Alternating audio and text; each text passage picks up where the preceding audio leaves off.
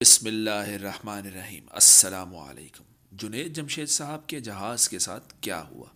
तहकीकाती committee की report ने सब आश्कार कर दिया।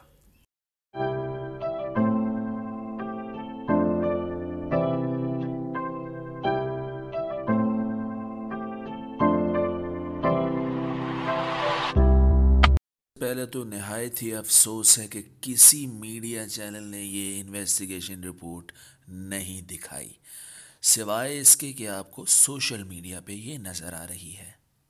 पीआईए की फ़्लाइट नंबर पीके 661 की क्रैश की जो तहकीकाती कमेटी है वो दिसंबर 2016 से काम कर रही है।